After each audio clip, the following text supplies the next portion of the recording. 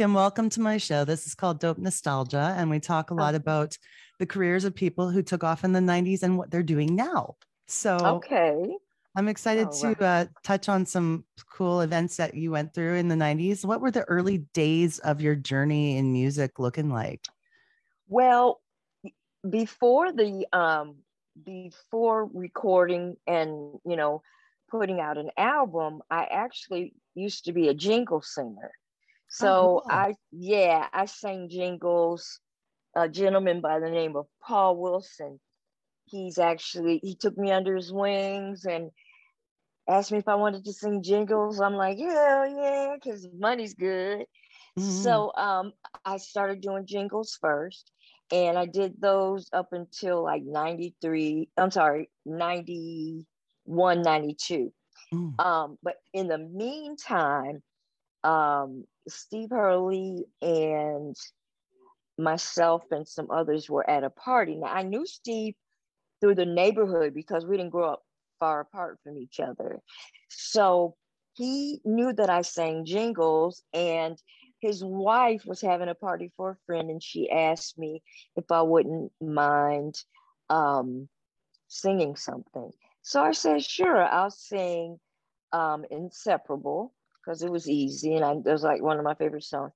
Sang it. Steve loved my voice, and he said, you ought to come in and see if we can, come up with something. So I'm like, okay.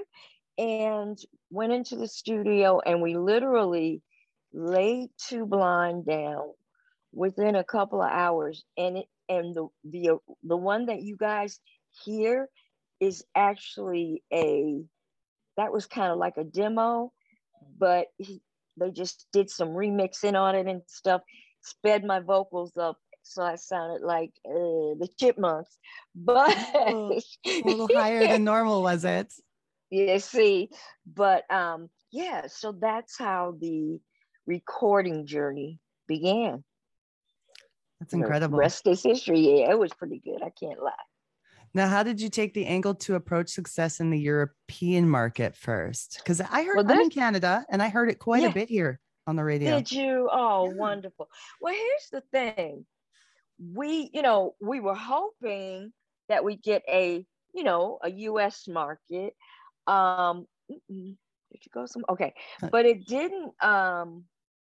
It didn't take over there, so they released it in the UK. It bubbled under, kind of underground. So, in the meantime, I was recording other songs as well, Mm. and it just took off overseas. It was like all the love, either from overseas, or I should say from overseas and here as well. I got a great LGBTQIA following. Mhm. And then, here and in Europe.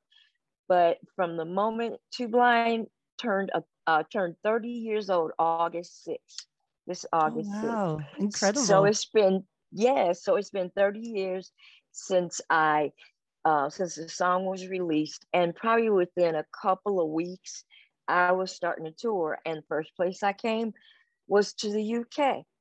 Mm. And yeah, and the rest is history.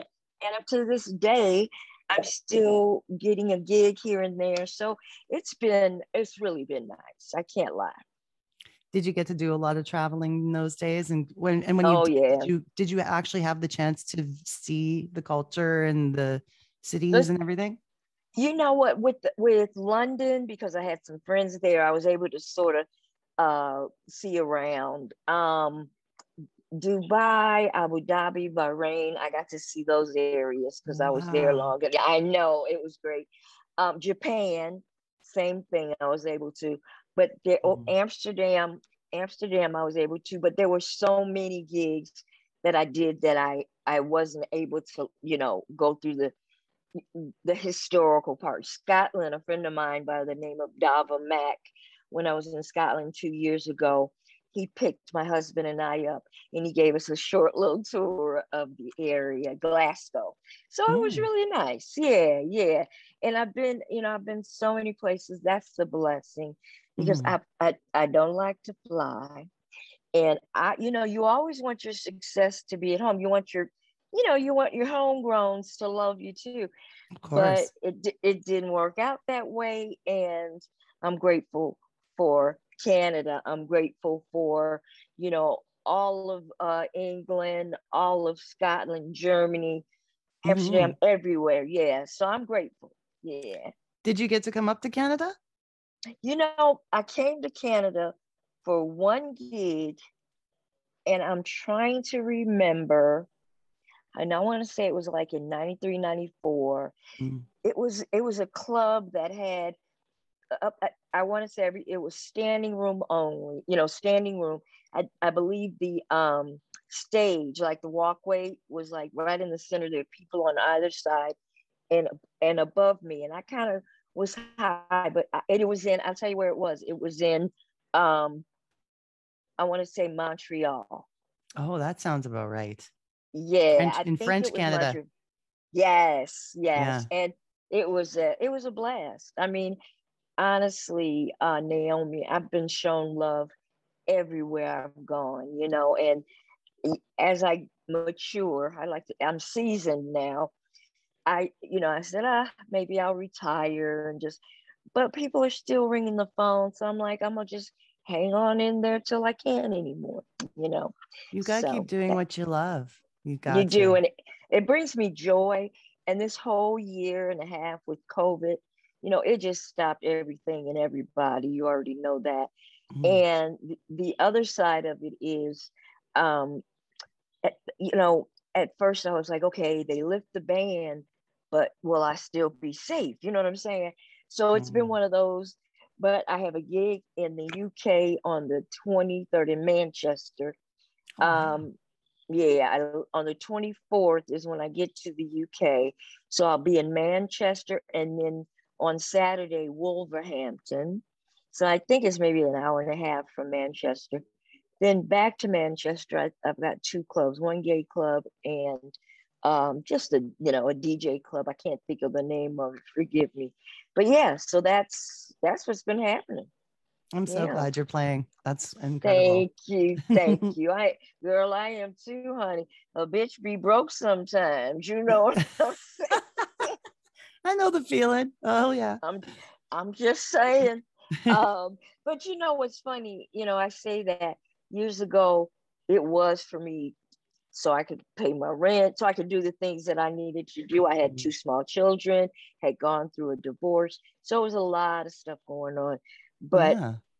Too Blind to See It, took me to the masses. And so when I sing now, I'm remarried and my husband supports me. But when I sing now, it's not so much for the money. And I would almost say it's not Mm. for the money. It brings me joy, Hmm. and it, I think I got a little depressed being around the house and not being able to get out there and talk to folks. So, I mean, at the end of the day, it's been great, and I'm excited about going over to the UK. What was one of Yeah. what was one of your most memorable performances in the 90s? Okay. So I fly to Japan, and I think it's called Roppongi or Roppongi, Japan. All right. So nobody spoke English, and so I had a translator with me and everything.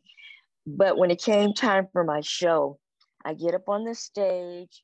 I want to say I sang Take My Advice and Too Blind. At one point, all I had to do was Too Blind. And let me tell you, I know they didn't speak English, but girl, they knew every word. Mm. And it was a phenomenal club, huge. That was like a memorable moment because I couldn't believe they were like literally mouthing, but then you walk up to them and they're looking at you like you crazy. So I'm talking. And then the other thing, and it's memorable because I usually like to go off stage and kind of mess with the folks a little bit. I get off stage and they parted like the Red Sea. Mm. And it was almost like I don't even want to call it a respect thing, but they didn't get close, but they kept singing the song. So I I believe was it's like, a huge cool. respect is a huge part of the culture. And Oh, yeah. Oh I yeah, absolutely adore Japanese people and and how they they are enjoy and take in the music. life and party. Oh my God, I feel the same way. I'd never ever planned on going anywhere. So going to Japan was like, shoot. And like you said, they do sorry for that light going on and off. For some reason it won't stay on. It's But okay. it they appreciate, they appreciate house music, they appreciate 90s music. And yeah, that's probably the most memorable.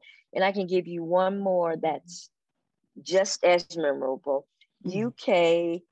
I went to the UK and I performed at a big gay club called The Fridge.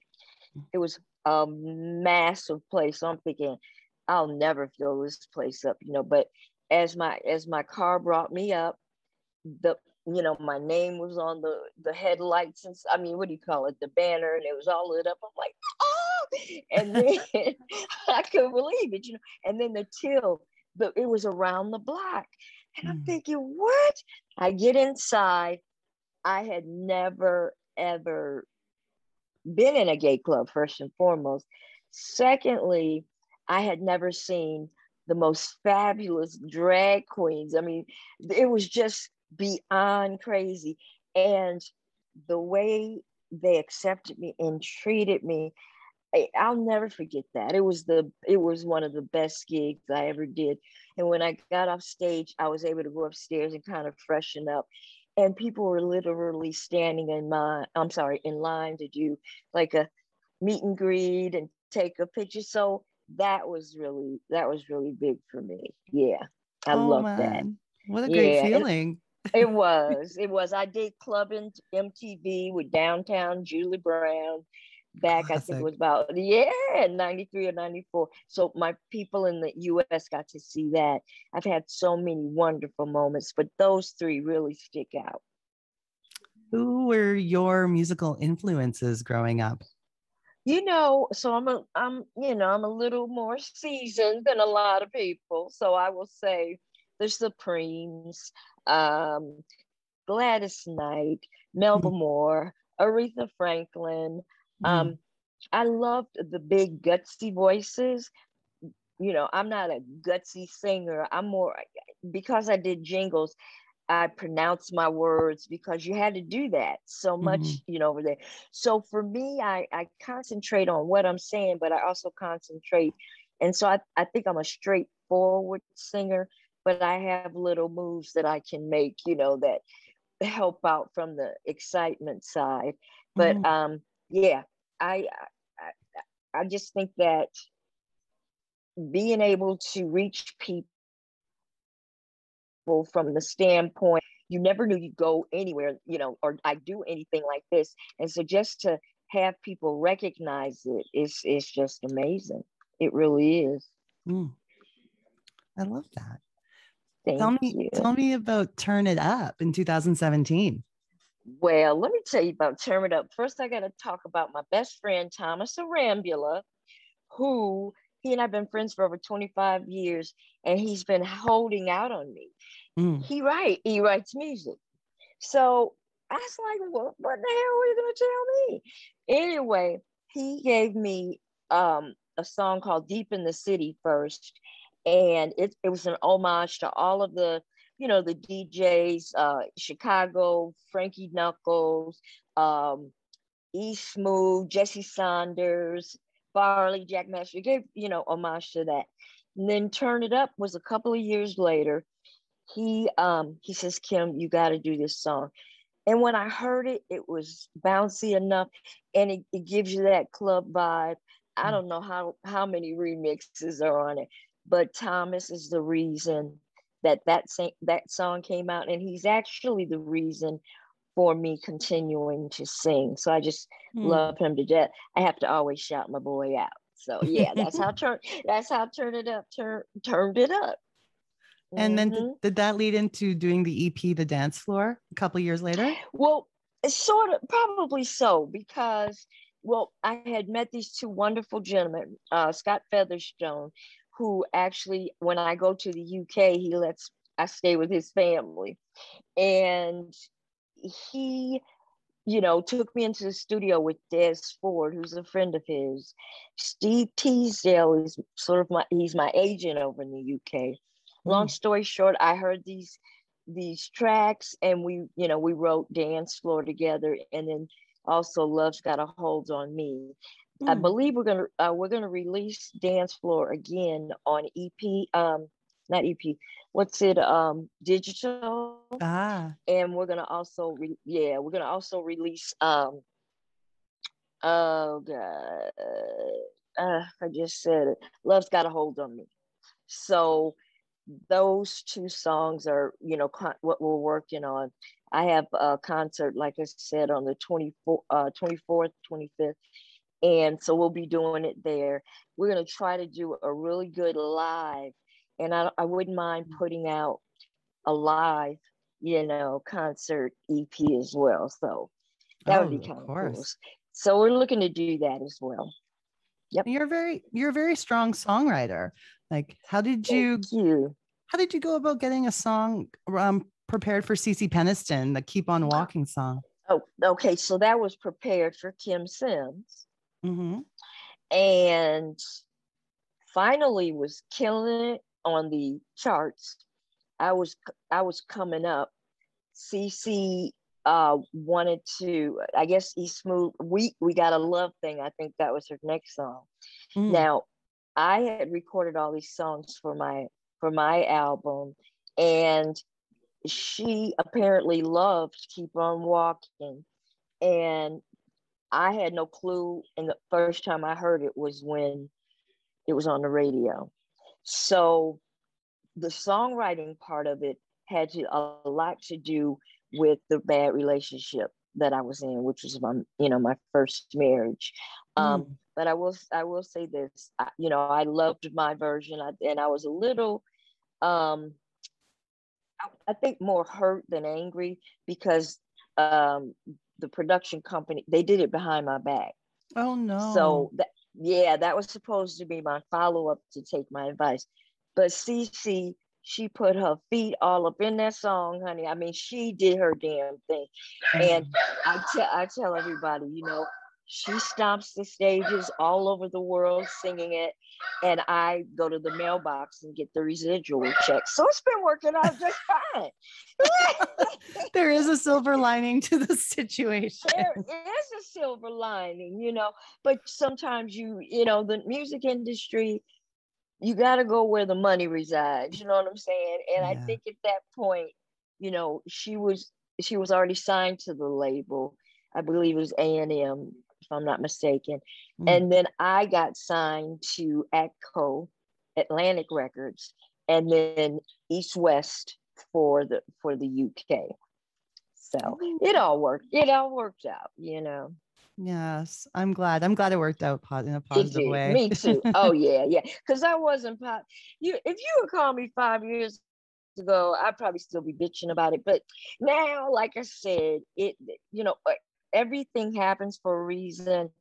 Songs belong to certain people, and it belonged to her. She sang her heart out on it. So, I gave up that feeling of anger not from her, but from the people I was dealing with at the time. But now it's all good. Are you a person who collects memorabilia, vinyl, cassettes, or like some of the cool things that you might have collected about your own career?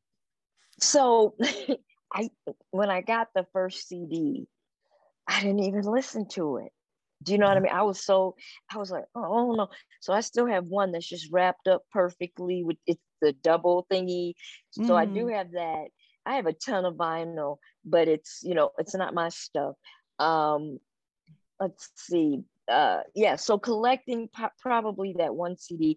And then of course I've got my platinum and my gold plaques on the wall. And I've got my songwriting, a plaque for that. And then all the charts, Mix Mag, Billboard,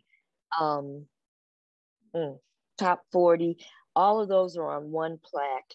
And, it shows where I went #1 on those. So that's sort of my memorabilia if you will. But I love collecting elephants, little Oh, porcelain. really? So yeah, I do. I love them. And so when I've been around the world, I've got all these elephants that I collected. And I don't necessarily, I put them out, but the majority of them are just saved, but I just loved them. So I wanted to, constantly get them from everywhere I could. So That's sweet. How many do you think you have? um over 100, over a Nice. hundred for sure. Yeah. Because I have some tiny ones and a few big ones. But I would definitely see no less than 100. That is sweet. Yeah. Yeah. When you think back to the fashion of the 90s and the clothes you wore for like photo shoots and videos, Mm-hmm. things like that, do you have Right. anything that you've ever said, I can't believe I wore that? Oh, girl. You got all day? No. You know, um, not that I can recall. Mm, I did have someone styling me. I don't know necessarily. I love hats, so I don't know necessarily if I would have had someone style me, um, because I had such a different feeling as to what I wanted to, wear. But mm, the hats and like the thigh high boots and anything sparkly and funky, I like, mm. So I would say, and I've actually saved some things, which, it's kind of hard to do when it comes to clothes situation. But I do have the two blazers I wore in Take My Advice and Too Blind to See It. And then I have the leather bomber jacket that I sang a little bit more. So I do Mm. have some, I do have a few things that I kept. I'm glad you kept them. And like Me too. that fashion has either never really gone away or it's come back. Like the Come 90s back. is so hot right now. Yes, it is. And I'm so happy, child, because it gives me an opportunity to get back out there. I can wear the stuff that's 90-ish, you know what I mean? I'm not gonna give my hats up because there's some bad hair days, and that's what the hats, that's what that came from. It wasn't like I was trying to make that my, um what's it, signature. Mm-hmm. It was just that doing all the traveling and trying to keep the hair together. I was like, forget that. I'm gonna get me some hats, honey. And so now it's like a trademark of mine. I wear them all the time. So, yep.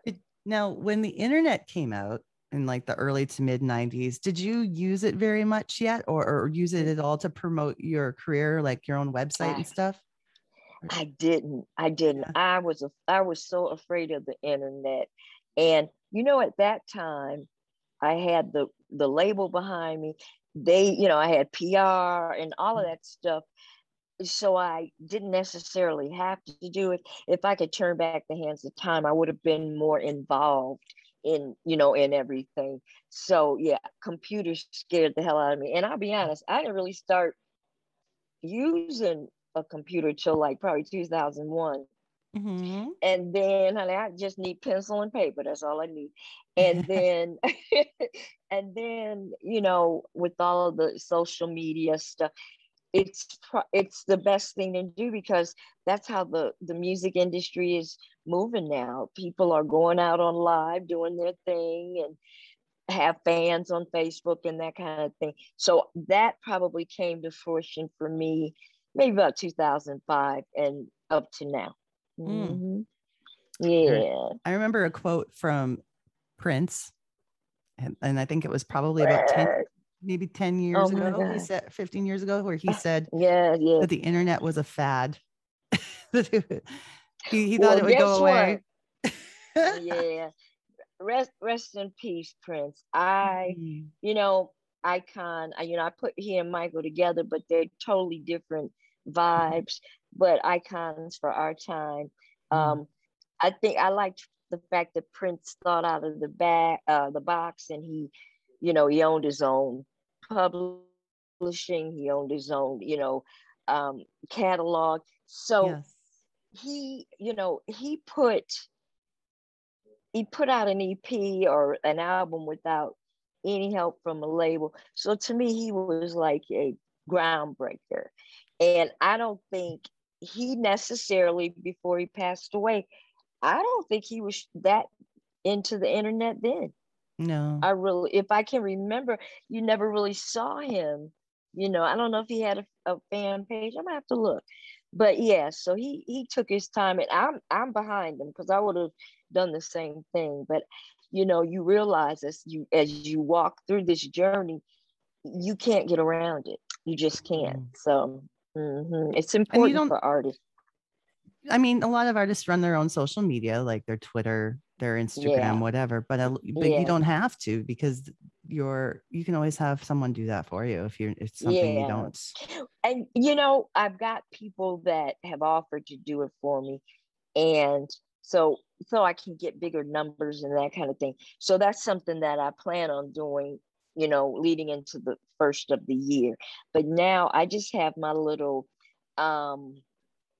I have Instagram and I have Facebook and I have Kym Sims fans and just regular Kym Sims. But Nice. you can have 5,000 people as friends. You don't know who the hell they are. They just happen upon you. So I probably got 14 good friends on there. But anyway, Yeah. yeah, my niece was actually helping me, just try to do things, because I think the more people see you, the more they're willing to, come your way. And they like the Mhm. idea of being able to engage with the artist Right. And I directly. love that. I love that. I don't know if you ever watch any of my lives, but in my first life, I was a comedian. And so it's like when I can't help but go on Facebook and just I have calamities that happen to me almost every day. So I just go on Facebook and talk to my fans. I call them friends because I look at them as friends and fans. Mhm. Um, but yeah, they like when I come out live and talk to them, and I think that's important. It humanizes you, and it also makes them, look at you differently. That you take the time to Yeah. talk to them. So I enjoy that. Yeah. It's a stronger bond. Mhm. It is. It really is. And I think if I was to have had it when the Jacksons and, all the different, I probably would have been one of the stalking fans that, I can sing, but I love you guys. I could see myself being that person. So it's a That's how, shame, but true. but that's how we are when we're like preteens and teenagers too. Yes, that's true. That's true. Yeah. So I think in all, I just enjoyed the 90s for those reasons. And Tina Marie, soulful singer. Mhm. And I would listen to those folks, but a lot of people liken my voice, especially in the early days, to Diana Ross because of the I guess brightness of it, and she articulates every word. And also our tone is similar. So yeah, I Yeah. think if I had to like compare myself to somebody, I would say her, Hmm. only because I feel like I sound more like her. You know what I mean? I can hear Um, that.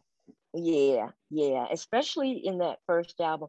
I mean, there's some songs that they didn't speed up, and you can listen to it and you're like, yeah, I could see that. You know what I mean? So Mhm. she's one of my idols too. So I yeah. was gonna say that leads into my question that I was gonna Yeah. go next with was who Mhm. have you gotten to meet throughout your career that was a big influence on you, or maybe even made you starstruck? Okay, well, God, let's see. Tony Terry, I guess he sang a song called "When I'm With You." He, I was like on a stage with him, and I just thought, oh my God, that's Tony Terry. Um, Crisscross when they were little ones. I mean, Yeah. um, let's see. Natalie Cole. Wow. Um, let's see who else. And this is not music, but Muhammad Ali. I was actually had dinner with him. He was the sweetest man. big flirt, but super sweet. And Mm-hmm. I'm trying to think of any more artists that made me starstruck. I would say Natalie Cole probably was the one. Mm. Um, Now I look at so many artists that I've done. Well, Evelyn Champagne King, that's another one. She Mm. and I did get gigged early on together. And when I realized it was who she was, I was like, oh, that's Evelyn Champagne King. And she's ill. She's in the hospital. She Oh. has COVID, and she Oh, came off tour. She had 3 shots, came off tour, and they put her right in the hospital. So gotta send some prayers up for her. Um, absolutely. yeah, but I would say those are the ones that come to mind first. And I have some male, like Tony Cherry. I have some male, like Boys to Men. I opened for them, and I was like, what? Um, Mm. um, I opened for somebody else, and I was in awe. But those are the few that I can come up with. Mm. Yeah. Now, your hometown is Chicago, correct? Hometown is Chicago. I live in Atlanta now, Mm-hmm. but home is Chicago, always and forever. Yeah, that's home. When I was reading your Wikipedia and I noticed your birth date, my birthday is the day before yours. So you're a Christmas What? baby. Yes, yes. Well, I'm the 28th of December, and Yep. yours is the 27th. 26th. Girl, you a Capricorn. Power That's to right. the people. Yes, Now, did you get yes. stuck in that whole combined birthday Christmas presents, or people weren't around for your birthday because they were doing Christmas things? Christmas stuff. To be honest with you, my parents always made a difference. So they Mm, always, did the Christmas and the birthday was separate. And nice. yeah, and if being when I was younger, I'd always have a little birthday party or whatever. Even to this day, my husband, he, will make sure that I get 2 gifts. He can't not do that because I'll leave his ass. So, I got I love it. but yeah, um, they always made a difference. Always. Yeah. I'm happy I can say the same. My family was wonderful about keeping them separate. Good. That's right. And you feel like that's the way it should be. You know what I mean? Mhm. If they because you were born that day and Christmas was that other day. And so, that's two It's separate things. not the same holiday. It's no, it's not. So No, yeah, my sister Capricorn, I'll always remember that. That's there awesome. you go. Now, from your Yeah. hometown to Chicago, how often do you get to go back there? Well, when I first moved here, I live in Atlanta. I've been here for 20 years, but I live in a suburb called Roswell. Mm, And when I first moved here, I like to drive. So I was on the road 3 times a year, just going. Now, a lot of my parents have passed mm, away. I have had an aunt that just recently passed away. Now, my brother and sister are there. And my niece, my brother and sister-in-law's daughter, she's actually living with me here because she got a really good job. So mm, so she goes home to Chicago and she brings me back all my little favorite things that I love to eat. mhm, And yeah, but I miss Chicago from the standpoint, it's home and I yeah. knew where I was going. Here, it's a little different to me from the standpoint that as I said, I live in the burbs, and you know, uh, there are very few people that I've met that are literally from here. They've Mhm. been coming from different areas of the U.S. So, but yeah, I'm getting used to it now. It keeps me away. My son lives in California, and I'm going to have my fifth grandchild with him. He's his new Wow. yeah, he's got um 3 boys, a little girl that's the youngest, and then the next baby is due in January. But then my daughter lives in Nashville, so it takes me 3 hours to drive there. So I hit the road a lot. She's got a boy and a girl. So I've got 7 grandkids so far and 1 on the way. Congratulations. It must be so Thank fun. you. Thank you. You know what? At first, I wasn't happy about it because I'm like, I'm a diva. I wear high heels. I wear stilettos. I am not trying to call some baby, come here, little boy. That's no. But the first one, I was hooked. Mhm. It's something about being a mom. You know, you're so engaged and you're trying to raise your child. And so I think you make the mistakes you make are the not knowing mistakes. You knew no better. But now having grandchildren, they go home to their parents, but I look at all of them and they do so many things that remind me of my kids when they were little. So, it's a different kind of love. It really Yeah. is. It's wonderful, and I can't lie. At one point, I said I wasn't too happy about it, but I wouldn't trade it for the world. Oh, Yeah, that's beautiful. thank you. No, I was going to say, I've only been to Chicago once in my life. I went there for a Right. concert at the House of Blues, and I just Oh absolutely fell in love. yeah. I fell in love with the city and the It's food. And yes. where would you tell someone to visit who is a tourist there and say Well, they had a day to the check house out stuff? right. The House of Blues is a great place. And there was a hotel that was next to it. And after the music sort of died down for me, it was a Lowe's hotel, and it was called the House of Blues Hotel, if you will. And I became a concierge. So I got to um go to the finest restaurants, see the city. Like I lived there all my life, but never went to different areas. So, I mean, if you want a good steak, you got to go to, well, Gene and Giorgetti's is better to me, but they've got, what's it called? Oh, God, it just slipped my mind. I can't think of it. There's a Thai restaurant called Thai, Dao, Dao, Mm. wonderful spot. Yeah.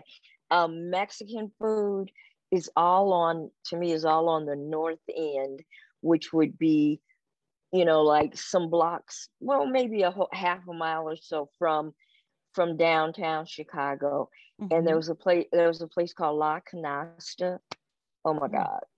Oh, so that, I recommend there. And there's so many just wonderful clubs. The W's have on their top levels, they have the best dance clubs and stuff. So I got to learn a lot. It's been a while since I've been there, so I'm sure there are more restaurants, but those that I named, they're staples. They've been there forever. So, mhm. Nice Oh, recommendations. Oh yeah, and a hot dog. You got to get a Chicago style hot dog, and you also got to get an Italian beef dipped in au Oh. jus. It's not the same if you don't dip that sucker.